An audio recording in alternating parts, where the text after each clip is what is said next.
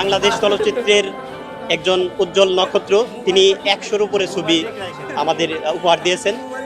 বিগত ২/৬/২০২৫-এ তিনি মহামান্য হাইকোর্ট বিভাগ থেকে অ্যান্টিসিপেটরি বেইল নেন। পরবর্তীতে ৬ সপ্তাহের শেষে আজকে নির্ধারিত সময়ের মধ্যেই আজকে ৪১তম দিনে আমরা বিজ্ঞ আদালতে স্বেচ্ছায় আত্মসমর্পণ জামিন চেয়েছি। আদালত সেখানে আমাদের উভয় পক্ষের বক্তব্য শুনেছেন, প্রসিকিউশনও সেখানে উপস্থিত ছিলেন। জেল খাটার ভয়ে আত্মসমর্পণ দাবিতে আদালতে হাজির হয়েছিল অভিনেত্রী অপু বিশ্বাস। সে ভিডিও সামনে আসার পর থেকে শোরগোল সোশ্যাল মিডিয়ায়। তিনি এতটাই লজ্জিত, নিজের মুখটাও ভালো করে দেখাতে পাচ্ছেন না কাউকে। অবশেষে বোরকা পরেই হাজির হয়েছিল আদালতে। কথা বলেছে তার লয়ার, তবে পাশে থাকেনি শাকিব খান।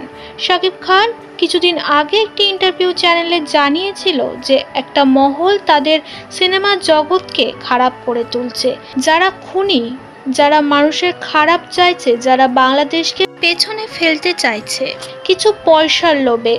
ইনডাইরেক্টলি অপু বিশ্বাসকেই মিন করেছে তিনি। অপু বিশ্বাসের খারাপ সময়ে একটা খোঁজ পর্যন্ত তিনি রাখেননি, বরং তাকে সেদিনই দেখা গেছে বিমানে উঠে আমেরিকা পাড়ি দিতে। ভিডিও সামনে আসার পর শাকিব খানের সেই কথাগুলো দুয়ে দুয়ে চার করেছে নেটিজেনরা। ইনডাইরেক্টলি অপু বিশ্বাসকেই তিনি খারাপ মহলের সাথে যুক্ত করেছে।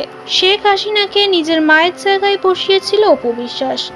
আওয়ামী লীগের দলের হয়ে কাজ করেছে তিনি। অন্যদিকে শাকিব খান পুরোপুরি বিপরীত।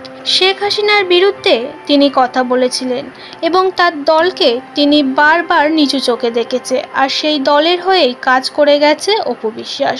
অপু বিশ্বাসকেও তিনি নিচুই ভাবছেন। একটা কুচুকরি মহল তো আছে যারা সবসময় চায় যে বাংলাদেশের সিনেমাকে ধ্বংস করতে। বাংলাদেশের সিনেমা আজ যেখানে পুরো বিশ্বে ছড়িয়ে যাচ্ছে, পুরো বিশ্বে খুব সম্মানের সাথে গর্বের সাথে চলছে, সেই সময়ে এসে একটা বাজে মহল, খারাপ মহল সবসময় চায় যে আমাদের সিনেমা যেন ধ্বংস হয়ে যায়, আমরা যেন ভালো সিনেমা না বানাতে পারি। সিনেমার মাধ্যমেই তো আমাদের দেশ, আমাদের কৃষ্টি কালচার পৃথিবীময় ছড়িয়ে যাচ্ছে। সেই জায়গাটা যেন নষ্ট হয়ে যায়। অ্যাকচুয়ালি এটা সিনেমার এগেনস্টে ষড়যন্ত্র না, আমি বলবো এটা দেশের এগেনস্টে ষড়যন্ত্র।